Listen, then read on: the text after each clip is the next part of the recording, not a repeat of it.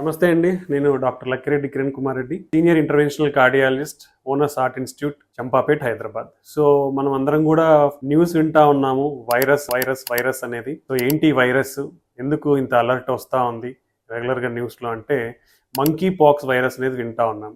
అసలు ఏంటి monkey pox virus, మనం భయపడాలనా లేదా ఏంటి, ఎలాంటి జాగ్రత్తలు తీసుకోవాలనేది మనం తెలుసుకుందాం. సో ఈ మంకీ పాక్స్ వైరస్ అనేది యూజువల్గా 1980లో స్మాల్ పాక్స్ వైరస్ అనేది ఎరాడికేట్ అయింది. దాని తర్వాత నుంచి కొంచెం కొంచెం కనిపిస్తూ ఉంది.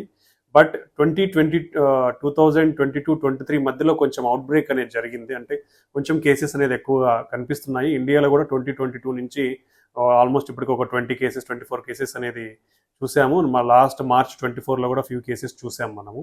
సో దీని గురించి పెద్దగా వర్రీ అవ్వాల్సింది ఏం లేదు. బట్ ఏంటంటే కొన్ని జాగ్రత్తలు తీసుకుంటే మనం ఆ వైరస్ని సోకించకుండా కాపాడగలము.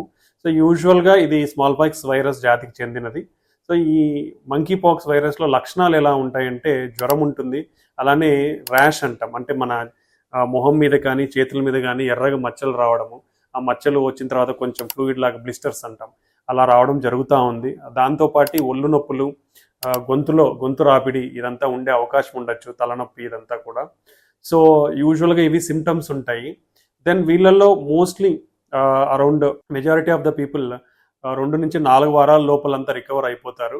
బట్ కొందరిలో మాత్రం ఫ్యూ పర్సెంట్, అలా అరౌండ్ 5%, 1% మందిలో ఇవి కాంప్లికేట్ అయ్యే ఛాన్స్ ఉండొచ్చు. ఈ కాంప్లికేషన్స్ కూడా సెకండరీ ఇన్ఫెక్షన్స్ వల్ల వచ్చే అవకాశం ఉంటుంది. సో పర్టికులర్లీ మనకి ఏదైతే బ్లిస్టర్స్ ఉంటాయో చేతి మీద, అవి ఇన్ఫెక్ట్ అవ్వడము, సో దాని ద్వారా ఊపిరితిత్తుల్లో న్యూమోనియా, నెమ్ము రావడము, దెన్ బ్రెయిన్కి ఇన్ఫెక్షన్ అవ్వడము, గుండెకి ఇన్ఫెక్షన్ అవ్వడము, ఇలా జరిగే అవకాశం ఉండొచ్చు. సో జాగ్రత్తలు తీసుకుంటే ఏవైతే బ్లిస్టర్స్ అనేది ఉంటాయో అవి మనం దాన్ని జాగ్రత్తగా ఇన్ఫెక్షన్ రాకుండా కాపాడుకుంటే ఈ కాంప్లికేషన్స్ అన్నీ కూడా మనం బారిన పడకుండా మనం ఈజీగా రికవర్ అవ్వచ్చు. సో ఇది ఎలాగా స్ప్రెడ్ అవుతుందంటే, మోస్ట్లీ కాంటాక్ట్ స్ప్రెడ్. అంటే ఎవరైతే అఫెక్ట్ అయి ఉంటారో వాళ్ళకు, ఎవరికైతే బ్లిస్టర్స్, చేతికి ర్యాష్ అండ్ బ్లిస్టర్స్ వచ్చింటాయో వాళ్ళని టచ్ చేయడం వల్ల, లేదా వాళ్ళు ఏదన్నా మన క్లాత్స్ని కానివ్వండి, ఇంకో సర్ఫేసెస్ ఐటమ్స్ని కానీ టచ్ చేసి ఉంటే అలాంటి ఐటమ్స్ టచ్ చేయడం వల్ల జరిగే అవకాశం ఉంటుంది.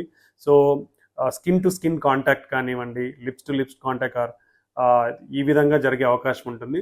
సో కొందరిలో డ్రాప్లెట్స్, ఎయిర్వే డ్రాప్లెట్స్ అంటాం, అంటే మనం దగ్గినా కానీ తుమ్మినా కానీ ఈ డ్రాప్లెట్స్ కూడా వెళ్ళి దగ్గరగా ఉంటే వచ్చే అవకాశం ఉండొచ్చు.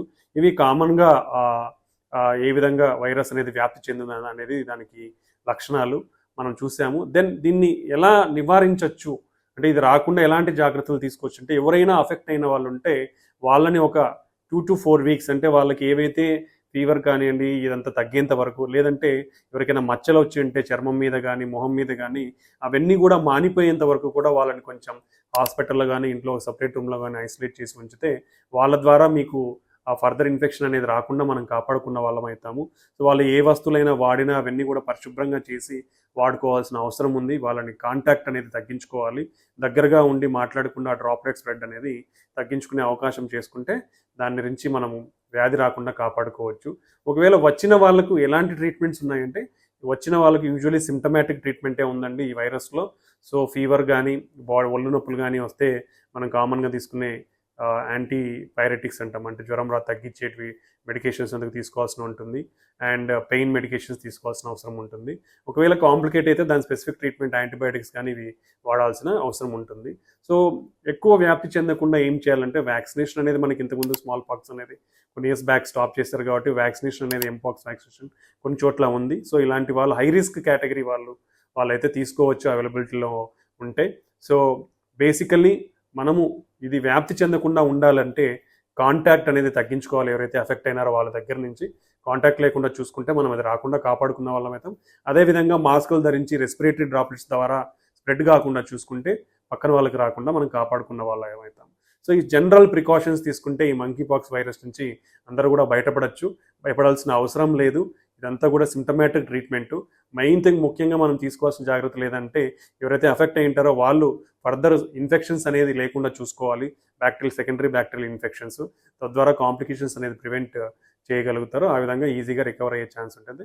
ఆల్మోస్ట్ అందరూ కూడా 2 to 4 వీక్స్లో, మెజారిటీ 99% 2 to 4 వీక్స్లో రికవర్ అవుతారు. సో ఇవి జాగ్రత్తలు, సూచనలు, సలహాలు అందరూ ఇవి పాటించి మంకీ పాక్స్ వైరస్ స్ప్రెడ్ కాకుండా అందరూ వాళ్ళ వంతు సమాజంలో కృషి చేస్తారని ఆశిస్తున్నాను. Thank you.